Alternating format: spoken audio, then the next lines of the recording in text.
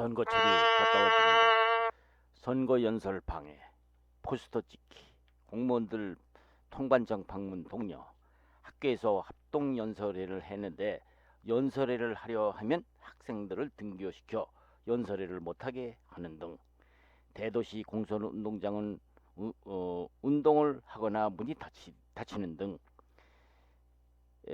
당시 내무부 장관 최인규는 일선 경찰서장에게 고급 공무원에게 부정선거 지령을 내렸다. 이런 내용이 3.15 부정선거하면 생각나는 사항입니다.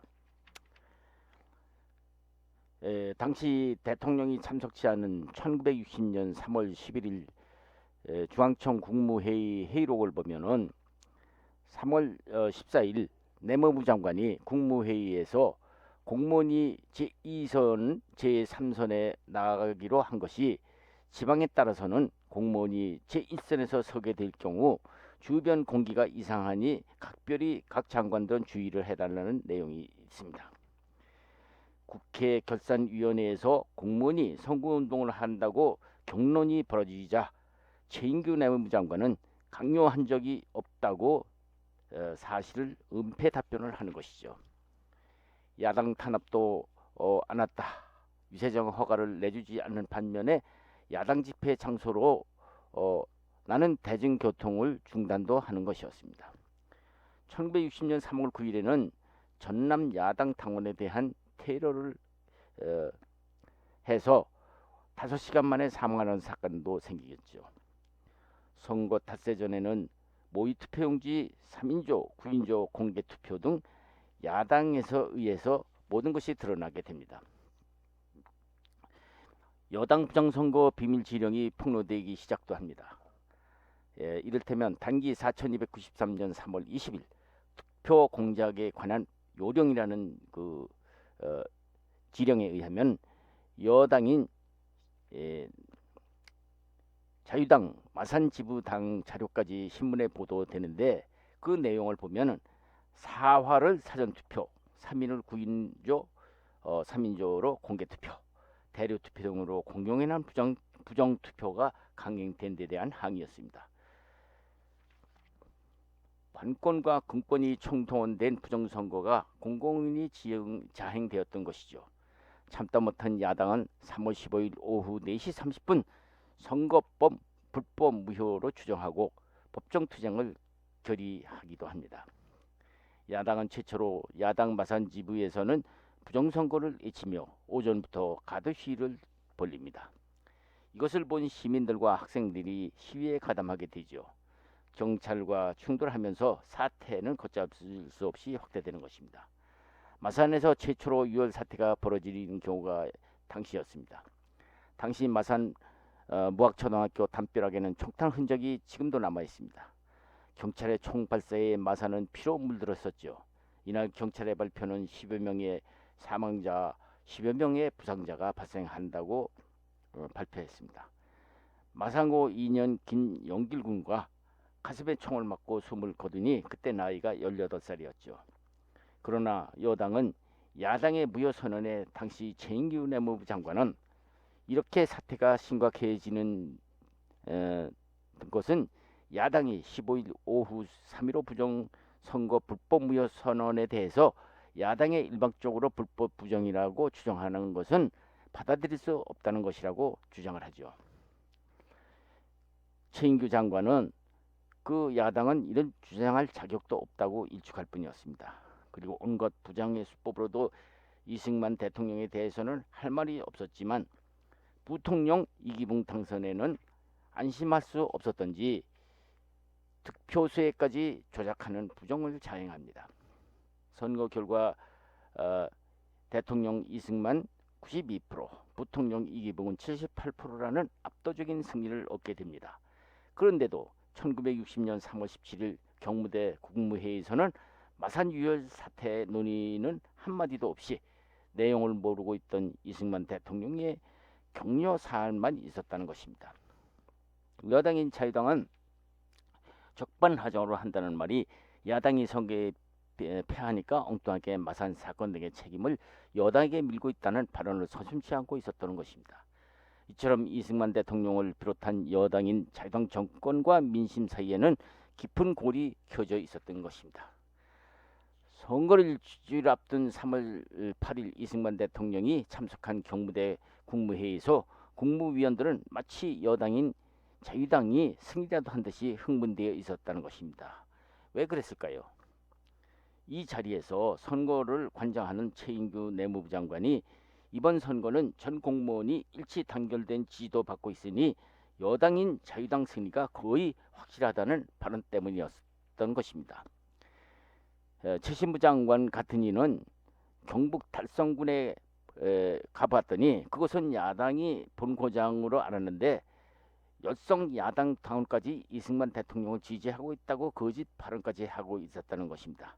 이 내용은 당시 경무대 회의록에 기재된 내용입니다. 교통부 장관 발언에는 이번 선거에 공무원 부인까지 득표 활동을 하고 있을 뿐만 아니라 시장, 면장까지도 취지를 잘 알고 있다고 보고했다는 것입니다. 민심을 잘못 이해하고 있었던 여당은 당시 선거를 순전히 관권 선거로 끌고 가고 있었던 모습을 적나라하게 회의록에 보여주고 있는 것입니다. 당시 상황은 이승만 대통령은 재집권이 당연한 것처럼 보여진 것은 사실이었지만은 문제가 된 것은 부통령으로 출마한 야당인 민주당의 장면 부통령 후보와 여당인 이기붕 부통령 후보 중 누가 부통령으로 당선되느냐가 관건이었습니다. 이것이 사상 최악의 부정선거로 알려진 3.15 부정선거였던 것입니다.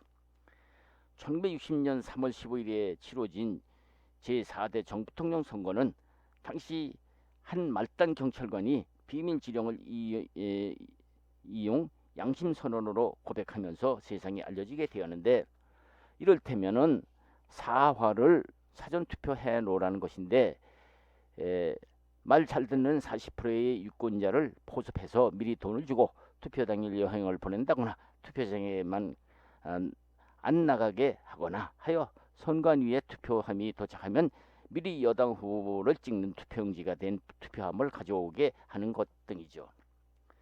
우리가 3.15 부정선거라며 흔히 듣는 3인조 4인조라는 것도 3인조 4인조라는 것은 당시 어렵게 사는 노인들을 중심으로 이장과 면장이 미리 돈을 주고 서로가 감시하게끔 하여서 여당 후보인 이승만과 이기붕 후보를 찍게 하는 이른바 공개 투표 방법이었지요.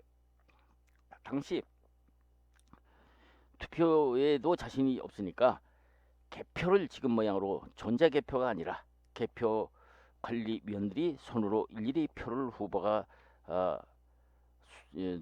후보자들 순으로 나누어 놓았는데, 이때 야당 후보 표를 여당 후보로 모아둔 개표 무더기에 쌓아놓고 야당 표를 여당 표에 들어가도록 집계를 하게 했다는 것입니다. 참관인들이 있는데 어떻게 그렇게 할 수 있느냐고요? 그 방법은 야당 참관인에게 시비를 걸어서 축출하고 갑자기 전기불을 끄고 이때 무더기로 바꿔놓는 수법이라는 것입니다. 물론 100매씩 묶은 야당표 묶음에 양쪽에 여당표 묶은 뭉치를 묶어놓기도 한답니다. 이런 것들이 바로 3.15 부정선거의 수법이었습니다. 대구 경우 당시 증언에 의하면 문교부에서 각 학교에 지령을 내려서 대구에 있는 모든 고등학교 학생들을 등교시키라고 지시하며 유세장에 학생들이 못 가게 막았다지요. 학생들 중에는 당시 여당인 자유당 정권의 비리를 파헤치는 연설을 듣고 싶어 하던 학생들이 우리도 한번 장면 박사의 유세를 보러 가자며 학교 문을 박차고 있던 교사들을 물리치고 나갔던 사건이 바로 대구 학생 시위 사건이었죠. 교사들이 이렇게 막으면 막을수록 학생들의 호기심은 더했던 것입니다. 이 사건이 도화선이 되어서 그 다음에는 마산으로 이게 번지게 된 사건이 마산 학생들 시위 사건이었죠. 마산 시위 사건은 시위를 진압하기 위한 경찰의 발포 사건이 도화선이 된 것이죠. 국민들의 그렇지 않아도 부정선거의 피해자가 된 이상 참을 수가 없었지요. 그러던 중 4월 11일 칠탄 파편에 눈이 박힌 김주열 군의 시신이 마산 앞바다에서 발견되면서 3.15는 없어졌던 마산 앞바다에서 행방불명이 되었던 김주열 군의 시신이 4월 11일 마산 앞바다에서 떠오르게 된 것이죠. 돌을 매달고 바다에 잠기게 했는데 출렁거리는 바다 물결에 돌이 떨어져 나간 것이죠. 그때 그 참혹한 전경을 본 마산 시민들은 분노한 것입니다. 당시 이 시신을 본 학생들이 우리 주열이를 살리라고 외치면서 시위를 벌였다는 것입니다. 결국 마산 2차 시위는 전국으로 번지게 되고 서울에서 고대 학생들에게 나서게 됩니다. 결국 4월 18일 4,000명이 고대 학생들이 중앙청 앞에서 시위를 하고 돌아가는 길에 유지강 등 깡패들에게 테러를 당하게 됩니다. 이걸 우리 국민들이 어떻게 보겠습니까? 내 자식, 내 친구, 내 선배가 무참히 테러당하는 모습을 본 국민들이 분노할 것은 당연하죠. 이것이 바로 다음 날인 4월 19일이었습니다. 4.19의 구호 중 3.15 부정선거 다시 하라, 이승만 대통령 하야라 하는 것이었죠. 결국 당시 국민들을 청와대로 항의 행진을 하게 됩니다. 이때 경찰들이 바리케이트를 치고 있다가 몰려오는 국민들에게 경찰이 발표합니다. 이때 100여 명이 사망하고 450명의 부상자가 발생합니다. 당황한 정부는 그날 3시에 계엄령을 선포하고 끝나는 듯 했지만 보다 못한 4월 25일 교수들이 시국선언하고 시위에 가담하게 됩니다. 결국 송여찬 계엄사령관은 시민대표를 뽑아서 이 대통령에게 부정선거 사실을 소상히 알리고 그때서야 대통령은 부정선거로 이기붕을 당선시킨 사실을 뒤늦게 듣고 먼 것을 바라보던 이승만 대통령은 처음은 아무 말도 않고 있다가 5명 시민 대표 등 한 사람이 더 이상 희생자가 있어서는 안 되오니 하야하시면 어떻겠냐고 하자 2, 3분 동안 침묵을 지키더니 국민이 내가 하야하기를 원하느냐고 다시 묻더라는 것입니다.